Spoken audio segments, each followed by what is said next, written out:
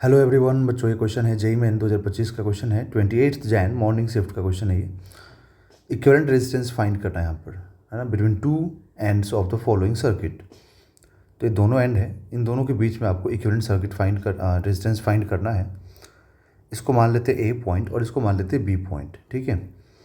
अब ठीक से देखें आप यहाँ से तो इन दोनों के बीच में कोई रेजिस्टर नहीं है, दोनों एंड के बीच में, तो इन दोनों पॉइंट्स के बीच में रेजिस्टेंस नहीं है, तो ये ए हो जाएगा,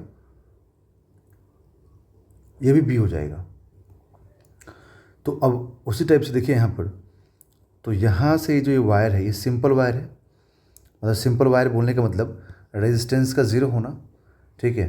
तो हम लोग क्या बोलेंगे कि इन दोनों पॉइंट्स का पोटेंशियल सेम हो जाएगा, बिकॉज ये सिंपल वायर से कनेक्टेड है, तो रेजिस्टेंस ज़ीरो है, इसका मतलब पोटेंशियल भी सेम हो जाएगा, ठीक है। तो पोटेंशियल सेम हो जाएगा।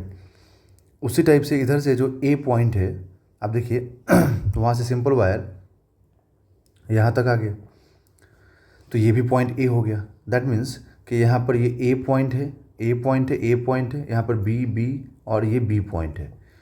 तो हमें ए और बी के बीच में इक्विवेलेंट चाहिए, तो आप क्या करेंगे कि आप सिंपली यहाँ पर ए और बी पॉइंट मार्क करेंगे और उनके बीच में देखेंगे कि कितना रेजिस्टेंस कनेक्टेड है। तो जैसे मैंने ए और बी पॉइंट मार्क कर दिया, तो ए और बी के बीच में एक रेजिस्टेंस लगा दिया हम लोगों ने यहाँ पर, ठीक है। तो एक रेजिस्टेंस लग गया ये वाला, ओके, क्योंकि ये ए है और ये बी है। अब यहाँ पे देखिए तो ये ए है और ये बी है, तो एक रेजिस्टेंस और है, तो आप एक और लगा देंगे रेजिस्टेंस यहाँ से, है ना। तो यहाँ से एक रेजिस्टेंस आप और यहाँ पर लगा देंगे, ठीक है। अब ये ए है और ये बी है, तो एक रेजिस्टेंस और है, तो आप यहाँ से एक रेजिस्टेंस और निकाल के, ठीक है, इधर में डाल देंगे ऐसे। तो ये R/3 R/3 एंड R/3, तो ये तीन रेजिस्टेंस हो गया पैरेलल में, है ना।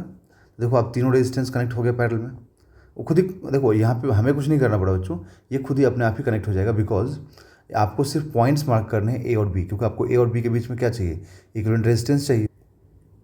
तो यहाँ पे आप कनेक्ट होते चलिए, आपको खुद ही पैरेलल में आ जाएगा। दैट मीन्स कि तीनों रेजिस्टेंस हो गया पैरेलल में।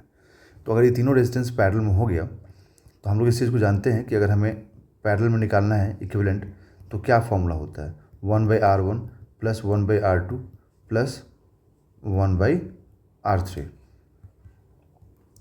तो 1/R1, R1 की जगह पे क्या लिख देंगे हम लोग, R/3, यहाँ पर भी R/3 और यहाँ पर भी आ जाएगा R/3। तो 3 यहाँ ऊपर आएगा, तो ये 3/R + 3/R + 3/R, that means कि 9/R। तो यहाँ से RAB मतलब R इक्विवेलेंट क्या आ जाएगा, R/9, है ना, R/9 आ जाएगा। So answer is 3। Okay, so option number 3 यहाँ पर करेक्ट होगा।